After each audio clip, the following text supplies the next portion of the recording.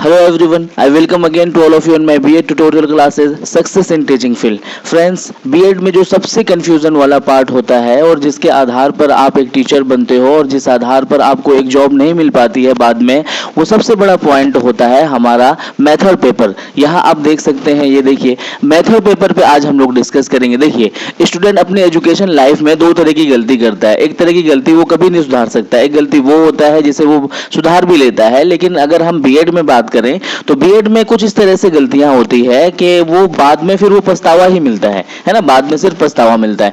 इसीलिए जरूरी है कि आप अपना जो सिलेक्शन ऑफ सब्जेक्ट है ना, उसको किस तरीके से करना है बीएड में, ये सबसे बड़ा पार्ट होता है। सिलेक्शन ऑफ सब्जेक्ट के बिहाफ पर आप एक अच्छा टीचर बन पाते हो, जल्दी बन पाते हो, गवर्नमेंट टीचर बन पाते हो। इसी पर आज हम लोग डिस्कस करेंगे कि सिलेक्शन ऑफ सब्जेक्ट जो दो पेपर का होता है आपके बीएड में, उस पर आज हम लोग चर्चा करेंगे और हर उस पॉइंट पे डिस्कस करेंगे जो बच्चों को कंफ्यूजन रहती है। बच्चे बार बार पूछते हैं कि सर ये मेथड पेपर क्या होता है, पेडागोजिकल पेपर क्या होता है, टीचिंग सब्जेक्ट क्या होता है बीएड में, तो उनको पहले समझेंगे। फर्स्ट ऑफ ऑल तो आप इसे समझिए कि बीएड में जो होता है, बीएड में जो होता है वो टोटल पेपर कितने होते हैं। वो टोटल पेपर आपके जो होते हैं वो 11 पेपर होते हैं। ठीक है, 11 पेपर होते हैं। उन 11 पेपर में जो 6 पेपर जो स्टार्टिंग ईयर में आप पढ़ते हो वो तो आपको सबको पता है, और 4 पेपर लास्ट ईयर में पढ़ते हो आप, वो भी पता है आपको। लेकिन इसमें जो एक मेथड पेपर होता है ना, वो आपको कंफ्यूजन बना करके रखता है कि वो मेथड पेपर किस तरीके से चूज करना है, कैसे सिलेक्शन ऑफ सब्जेक्ट करना है, उस पर कंफ्यूजन बनी रहती है। उसी पर आज हम लोग डिस्कस करते हैं। देखिए, फर्स्ट ऑफ ऑल आप समझिए कि यहाँ पर इसको 3-4 तरीके से बोला जाता है। या तो आप जब स्कूल जाएंगे, या फिर आप घर जाएंगे, या फ्रेंड सर्कल में रहेंगे, या फिर आप पेपर के वाइज जाएंगे या टीचर बनेंगे, तो वहां पर इस तरीके से बोला जाता है कि आपका मेथड पेपर क्या है। बात वही होता है कि जो सब्जेक्ट आप पढ़ाते हैं, जिस सब्जेक्ट के आप टीचर है, क्योंकि आप जो पढ़ते हैं 11 पेपर है, 11 पेपर जो भी है, चाइल्ड साइकोलॉजी जो भी पढ़ते हैं आप, उस सारे सब्जेक्ट के आप टीचर नहीं बनते, बल्कि टीचर आप उस सब्जेक्ट के बनते हैं जो सब्जेक्ट आपने चूज किया है। और बीएड में 2 सब्जेक्ट चूज करना होता है, उसी के बिहाफ पर आप एक टीचर बनते हैं और आगे सिलेक्शन भी उसी सब्जेक्ट के बिहाफ पर होता है। तो इसको क्या क्या नाम से जाना जाता है वो समझ लीजिए आप।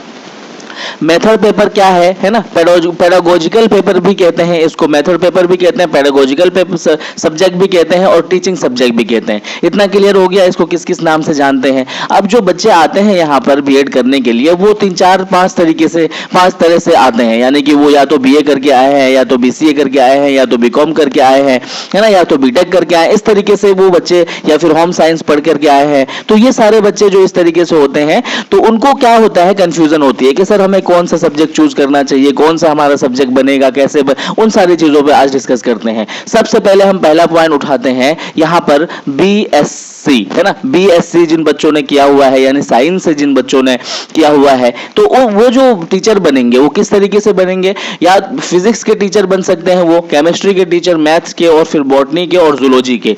तो करना क्या है कि जो लोग साइंस से किए हुए हैं, वो साइंस से जो लोग किए हुए हैं वो 2 सब्जेक्ट को चूज करेंगे, क्योंकि 2 साल होता है, एक साल में एक कोर्स पढ़ना पड़ता है, दूसरे साल में दूसरा सब्जेक्ट पढ़ना होता है इसमें। तो इसी दोनों के आप टीचर बनते हैं, और बाकी पेपर जो पढ़ाए जाते हैं वो आपको नॉलेज के लिए पढ़ाए जाते हैं, टीचर बनाने के लिए। बाकी 2 सब्जेक्ट जो आप चूज करते हैं इसमें, उसी के आप टीचर बनते हैं। तो यहाँ पर देखा जाए तो ज्यादातर जो, अगर मैं बीएससी की बात करूं तो इसमें देखिए, इसमें 2 बातें आपको ध्यान रखना है, ध्यान से सुनिए। इसमें आपको 2 बातें ध्यान रखना है। क्या बातें ध्यान रखना है? देखिए, इसमें जो बच्चे गलतियां करते हैं ना, इसी बिहाफ पर आगे जाकर के उसको सिर्फ पछतावा मिलता है, फिर वो कहते हैं सर अब क्या करें, फिर उसके बाद में कोई सोल्यूशन नहीं होता है। इसको आप समझिए। देखिए, जो बच्चे साइंस से किए होते हैं, जिन्होंने बीएससी किया हुआ है, उन्होंने ये पेपर पढ़ा हुआ है, फिजिक्स पढ़े होंगे वो लोग, केमिस्ट्री, मैथ्स, बॉटनी, जूलॉजी, इसका डिवाइडेशन हो जाता है, तो ये बॉटनी जूलॉजी क्या कहते हैं, आगे जाकर के बदल जाता है। तो ये जो जिन्होंने ये पेपर पढ़े हुए हैं वो क्या करते हैं, ज्यादातर फिजिक्स और मैथमेटिक्स के पेपर लेते हैं। ठीक है, मैथमेटिक्स और फिजिक्स के पेपर लेते हैं, और इसी के बिहाफ पर आगे जाकर के सीटेट, बीटेट, एस्टेट जितने भी होते हैं उन सब में इसके क्वेश्चन पूछे जाते हैं, और वो बच्चा जो है इसको अच्छे से कर लेता है। इसमें मैंने कहा कि आपको 2 बातें ध्यान रखना है। 2 बातें क्या ध्यान रखना है कि बच्चे इस चीज को आपको अच्छी तरह से समझ लेना है कि फर्स्ट ऑफ ऑल आपको इन 4-5 सब्जेक्ट जो आपने इसमें बीएससी में पढ़ा हुआ है, आपको वही सब्जेक्ट चूज करना है ना। आप देखिए, आप फिजिक्स और बॉटनी भी चूज कर सकते हैं, केमिस्ट्री और जूलॉजी भी चूज कर सकते हैं, मैथमेटिक्स और फिजिक्स और केमिस्ट्री में से कोई भी सब्जेक्ट चूज कर सकते हैं आप, लेकिन आपको वही सब्जेक्ट चूज करना है जिस सब्जेक्ट में आपकी बहुत ज्यादा मास्टरी है, जिस सब्जेक्ट से आपका अटैचमेंट है। क्योंकि आप एक टीचर बन रहे हैं तो बेस्ट आप उसी सब्जेक्ट में कर पाएंगे जो सब्जेक्ट आपने क्या कहते हैं पढ़ा है अच्छे तरीके से। इसीलिए इसमें जरूरी है या तो आप मैथमेटिक्स और फिजिक्स रख लें, या फिर केमिस्ट्री और मैथमेटिक्स रख लें, या फिर फिजिक्स और जूलॉजी बॉटनी। यानी कि मेरी बात आप समझ रहे हैं, चूज करना है सिलेक्शन ऑफ सब्जेक्ट में इस तरीके से कि जिसमें आपकी मास्टरी होगी, उस सब्जेक्ट को, दो सब्जेक्ट को आपको इसमें चूज करना है, क्योंकि उसी सब्जेक्ट के आप टीचर बनेंगे। आगे जो आपका क्वेश्चन पूछा जाएगा सीटेट बीटेट किसी भी एग्जाम में, वो सब के सब आपको इसी में से पूछा जाएगा, है ना। ऑनर्स का जो पेपर होगा आपका, बीएससी में जो पेपर होगा आपका, उसमें पूछा जाएगा। तो आपको एक कामफुल माइंड लगा करके आपको वो सब्जेक्ट चूज करना है जिस पर जो है आपकी बहुत बड़ी मास्टरी है, आप बहुत अच्छे से उस पर पकड़ रखते हो, वो सब्जेक्ट आपको चूज करना है, ठीक है। दूसरा देखते हैं हम लोग यहाँ पर बीए अगर आर्ट्स की बात करें तो आर्ट्स में जो पढ़ाई होती है वो कौन कौन से सब्जेक्ट होती है। हिस्ट्री हो गया, ज्योग्राफी हो गया, पॉलिटिकल साइंस हो गया, इकोनॉमिक्स, हिंदी, इंग्लिश, संस्कृत, उर्दू, है ना। ये जो है ये आपके लिटरेचर के पेपर है। उसके बाद होता है आपका साइकोलॉजी से भी ऑनर्स किए होते हैं बच्चे। होम साइंस वालों को कंफ्यूजन होती है, इस पर हम लोग बात करते हैं। देखिए ये जो पेपर है आपका, यहाँ से हिस्ट्री से लेकर के इकोनॉमिक्स, ये क्या क्या कहलाता है, ये आपका एसएसटी क्या कहते हैं सब्जेक्ट, या फिर एसएसटी वाले कहलाते हैं, ठीक है। जिन्होंने हिस्ट्री किया हुआ है, ज्योग्राफी किया हुआ है, पॉलिटिकल साइंस से किया हुआ है ग्रेजुएशन, है ना, इकोनॉमिक्स से किया हुआ है, तो वो तो अपना एक पेपर इसमें से रखे। फिर से मैं वही कहूंगा कि जिस पर आपकी बहुत ज्यादा मास्टरी हो, जिस पर आपकी बहुत ज्यादा पकड़ हो, एक पेपर आप यहां से रखेंगे और एक पेपर आप क्या करेंगे, लैंग्वेज से कोई, यानी लिटरेचर से कोई पेपर उठा लेंगे। या तो आप हिंदी रख लें, या तो इंग्लिश रख लें, है ना, जिस पर आपकी पकड़ हो, या तो उर्दू, जो भी आप जिस पर आपकी पकड़ हो, मैंने बताया जिस पर आप बेस्ट कर सकते हो वो आप चूज कर लो, ठीक है। बेस्ट मैं इसलिए बोल रहा हूं क्योंकि कल की डेट में जितने भी क्वेश्चन पूछे जाएंगे वो 60% आपको यहीं से क्वेश्चन पूछे जाते हैं। सीटेट की भी बात करूं तो 60% यहीं से क्वेश्चन पूछे जाते हैं। तो आपको चूज ऑफ सब्जेक्ट में बहुत ज्यादा दिमाग लगा करके वो सब्जेक्ट चूज करना है जो सब्जेक्ट पे आपकी मास्टरी है। और दूसरा पॉइंट सुनो, देखो दो गलतियां बच्चे करते हैं, या तो आप वो अपनी मर्जी से कुछ ले लेते हैं, या फिर उनको कॉलेज उसको थमा देता है कि ये पेपर तुम पकड़ लो। लेकिन आप अपने दिमाग से काम लेना है, आपको देखना है कि ऑनर्स में आपकी पकड़ किस सब्जेक्ट पे है। और दूसरा जो पॉइंट देखना है, सबसे जो इंपॉर्टेंट पॉइंट है, सबसे ज्यादा इंपॉर्टेंट पॉइंट है, वो ये है कि 1 से लेकर के आप जो एक टीचर बनते हो, बीएड वाले जो टीचर बनते हैं, 1 से लेकर के कहां तक के लिए बनते हैं, वो 10 तक के लिए बनते हैं, ठीक है। अगर आपने पीजी नहीं किया हुआ है तो ठीक है। तो यहां पर आपको एक चीज ध्यान देना है कि आप जो सपोज दैट हिस्ट्री जो है, ज्योग्राफी है, यहां पर आपको इसी तरह से यहां भी हर पेपर वालों को मैं कह रहा हूं, बीएससी हो या बीए हो या बीकॉम हो, कोई भी बच्चा हो, सबको एक दो बात ध्यान देनी है। एक तो ये ध्यान देना है कि जिस सब्जेक्ट पे पकड़ हो उसको चूज करना है। दूसरा ये ध्यान देना है कि वो पेपर जो है 1 से लेकर के 10 तक में कहीं ना कहीं वो पेपर पढ़ाया जाता हो। क्योंकि जो होम साइंस वाले बच्चे हैं उनको बहुत दिक्कत होती है, क्योंकि होम साइंस तक तो क्या कहते हैं 10 तक नहीं पढ़ाया जाता है, तो वो लोग फंस जाते हैं। साइकोलॉजी 10 तक नहीं पढ़ाया जाता है ना, तो वो बच्चे फंस जाते हैं। इसीलिए मैं कहूंगा आपको चूज करने के लिए, तो आप क्या करना कि आप इस तरह से सब्जेक्ट चूज करना। जैसे हिंदी है, हिंदी आप फर्स्ट क्लास से पढ़ा सकते हो। और बीएड जो बच्चे किए होते हैं वो 1 से लेकर के ये प्रावधान रखा गया है सरकार की तरफ से कि 1 से लेकर के 10 तक वो टीचर बन सकते हैं। तो अगर आपका जो सब्जेक्ट ही नहीं रहेगा, हिंदी जैसे पढ़ाया जाता है, आप अगर क्या चूज करते हो, होम साइंस आपका रहेगा तो आप, साइकोलॉजी आपका रहेगा तो आप क्या, आप नहीं पढ़ा सकते हो, है ना। क्योंकि आपका जो वैकेंसी आएगा, आपका जब वैकेंसी आएगा, जब 10+2 के बाद आएगा, पीजी करोगे तब आपको बेनिफिट मिलेगा। इसीलिए मैं ये कहूंगा कि दूसरा जो सब्जेक्ट आप चूज करोगे, आप दोनों में से कोई एक सब्जेक्ट ऐसा चूज कर लेना है आपको कि आप जो है स्टार्टिंग से ही वो सब्जेक्ट पढ़ाया जाता है, तो स्टार्टिंग में बहुत सारी वैकेंसियां आती है, तो उसमें आप सिलेक्शन आपका हो सकता है, ठीक है। यहां पर भी समझ में आ गया, जिन्होंने बीए किया हुआ है, आर्ट्स किया हुआ है, वो एक सब्जेक्ट यहां से चूज करेंगे और यहां से वो, और ये सारे सब्जेक्ट किसमें आते हैं, ये आपके एसएसटी में आते हैं, ठीक है। एसएसटी में ये आते हैं, ठीक है।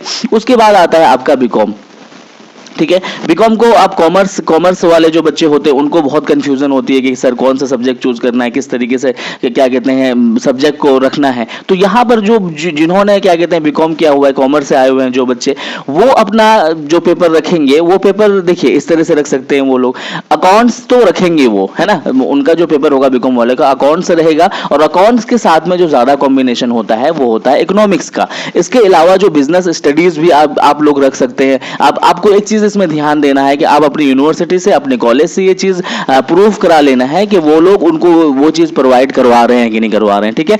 तो वो आपका जो सिलेबस होता है उसमें ये चीज भी मेंशन होगा, ठीक है। तो इस तरह से देखना है कि आपका अकाउंट्स के साथ में इकोनॉमिक्स रख लिया आपने, अकाउंट्स के साथ में आपने स्टडीज क्या कहते हैं बिजनेस स्टडीज रख लिया आपने, अकाउंट्स के साथ में आपने क्या कर लिया स्टैटिक्स से आपने रख लिया। तो इस तरह से आपका जो है सब्जेक्ट सिलेक्शन हो जाता है, ठीक है। तो यहाँ पर और फिर से मैं वही बात कहूंगा कि आपको ये दो बात ध्यान देना है कि एक तो वो सब्जेक्ट चूज करना है जिस पर आपकी मास्टरी हो, और दूसरा वो सब्जेक्ट चूज करना है जो स्टार्टिंग से पढ़ाया जाता है ना, स्टार्टिंग से आपको पढ़ाया जाता है। और एक बात ध्यान रखना है, और एक बात ध्यान रखना है, सपोज दैट के पहले तो हम इसको डिस्कस कर लेते हैं, ठीक है।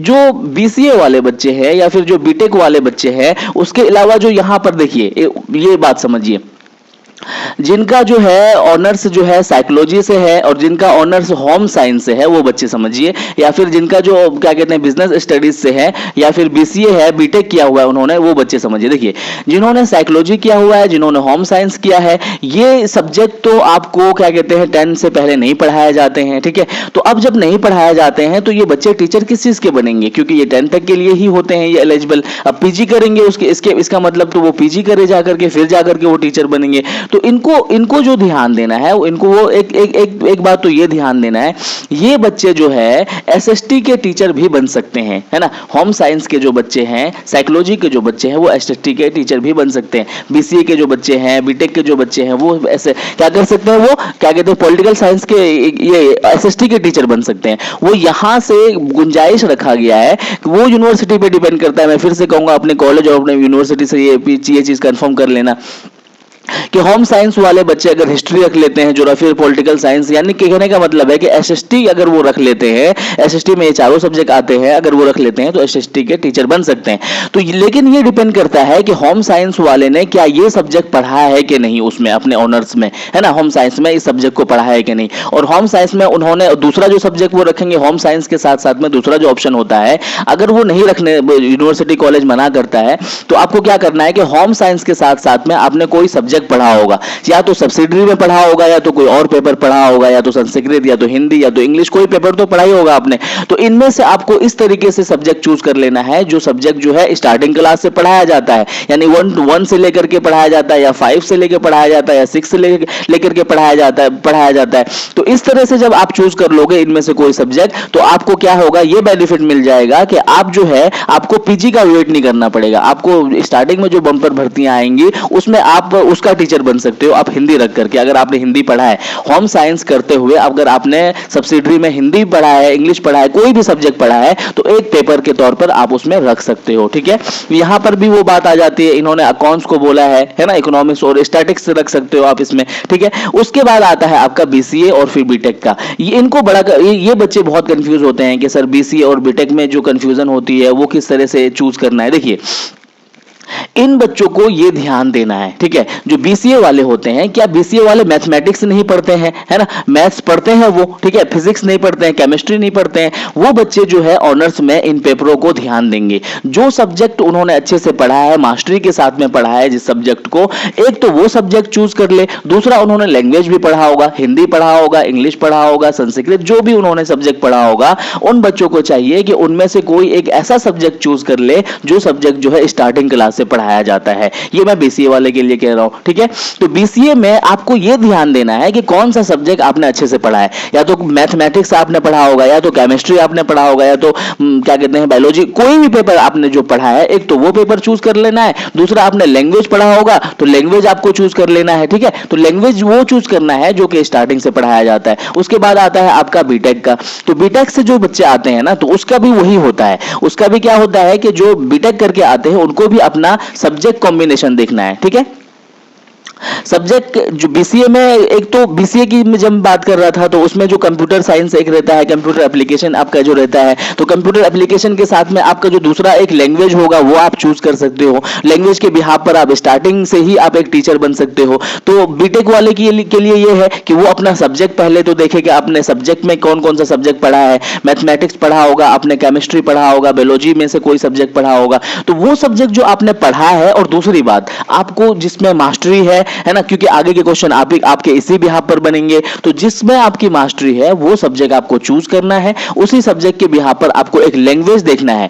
एक लैंग्वेज आपने पढ़ा होगा, क्या कहते हैं, अपने सब्जेक्ट में, उस लैंग्वेज को देखना है, वो लैंग्वेज आपको चूज कर लेना है। और लैंग्वेज को और हर बार आप मैं आपको बार बार याद दिला रहा हूं कि हमेशा से आपको दो बात ध्यान देनी है सब्जेक्ट चूज करने के लिए। एक तो आपने अपने, चाहे वो बीकॉम करके आया है, चाहे वो होम साइंस करके आया है, चाहे वो बीसीए करके आया है, चाहे वो बीटेक करके आया है, इनको दो बात ध्यान देनी है। एक तो ये देखना है कि उन्होंने अपने सब्जेक्ट यानी अपने ऑनर्स करते हुए किन सब्जेक्ट पर ज्यादा पकड़ बनाया था, कौन सा सब्जेक्ट ज्यादा अच्छे से पढ़ा था, कौन सा सब्जेक्ट पर इसकी मास्टरी थी, किस सब्जेक्ट से इसके बच्चे का अटैचमेंट था। एक बात तो ये ध्यान देना है। दूसरी बात ये ध्यान देना है कि आपने जो लैंग्वेज अगर पढ़ा होगा, है ना, होम साइंस करते हुए, साइकोलॉजी करते हुए, है ना, बीसीए करते हुए, बीटेक करते हुए, कोई ना कोई लैंग्वेज आपने 100-200 नंबर का पढ़ा होगा, सब्सिडरी में पढ़ा होगा, तो वो लैंग्वेज आपको उस तरह से चूज करना है कि वो लैंग्वेज स्टार्टिंग से कहीं ना कहीं से, सपोज अगर 1 से नहीं पढ़ाया जाता है तो 5 से पढ़ाया जाता हो, 6 से पढ़ाया जाता हो, 7 से 8 से कहीं से पढ़ाया जाता हो, तो वो सब्जेक्ट का अगर आपने चूज कर लिया तो इस तरह से आप उसके सब्जेक्ट के टीचर बन जाएंगे। तो इस तरह से आप जो है बेनिफिट उठा सकते हैं। नहीं तो ये जो बच्चे होते हैं बीसीए वाले, बीटेक वाले, है ना, या फिर होम साइंस वाले और फिर साइकोलॉजी वाले, इनको पीजी करने के बाद में बहुत ज्यादा बेनिफिट मिलता है, क्योंकि फिर लेकिन एक दिक्कत ये होती है कि ऊपर की वैकेंसियां बहुत आती नहीं है, नीचे बहुत बम्पर की वैकेंसियां आती है। इसीलिए इन बच्चों से मैं ये कहूंगा कि दो बातें आपको ध्यान रखना है। दो बातें वो कौन कौन सी ध्यान रखनी है? एक तो ये देखना है कि आपने अपने ऑनर्स में यानी कि बीसीए करते हुए, है ना, बीकॉम करते हुए, बीटेक करते हुए कौन सा सब्जेक्ट पढ़ा और किस पर आपकी मास्टरी थी। और दूसरा आपको ध्यान देना है कि कोई लैंग्वेज आपने जरूर पढ़ा होगा, उस लैंग्वेज को आपको चूज कर लेना है और उस लैंग्वेज के बिहाफ पर आप स्टार्टिंग से भी टीचर बन सकते हो। तो आई होप कि आपको समझ में आया होगा। किसी भी तरह से कंफ्यूजन हो, किसी भी तरह की इसमें मेथड पेपर को लेकर के कोई बात हो तो आप जरूर कमेंट सेक्शन में लिखिएगा। मैं हर मेथड पे, हर सब्जेक्ट पे डिस्कस करने और समझाने के लिए रेडी हूं आपको। और इसके बाद में हम लोग समझेंगे कि मेथड पेपर में पढ़ते किस तरीके से है, मेथड पेपर का मतलब क्या होता है, मेथड पेपर को किस तरीके से पढ़ाया जाता है, किस तरह से इसका एग्जाम होता है, कैसे इसके क्वेश्चन पूछे जाते हैं और कितना ज्यादा मुझे इस पर फोकस करना चाहिए, कितने क्वेश्चन आते हैं और कैसे मुझे समझना चाहिए कि पेडागोजिकल या फिर मेथड पेपर या फिर टीचिंग पेपर होता क्या है और टीचिंग पेपर में किस तरीके से पढ़ाया जाता है, क्योंकि इसके बिहाफ पर आपको भेजा जाता है 1 मंथ के लिए आपको टीचिंग प्रैक्टिस के लिए, और इसी के बिहाफ पर आपके जो एग्जाम होते हैं, क्वेश्चन पूछे जाते हैं और उसके बाद जो आपका जो है सरकारी जॉब होती है उस टाइम में भी इससे क्वेश्चन पूछे जाते हैं टीचिंग पेपर से। तो इसीलिए ये इंपॉर्टेंट हो जाता है, कंपलसरी हो जाता है। तो आई होप कि आपको समझ में आया होगा। किसी भी तरह की क्वेरीज होगी तो आप कमेंट सेक्शन में जरूर लिखिएगा। Thank you so much video देखने के लिए।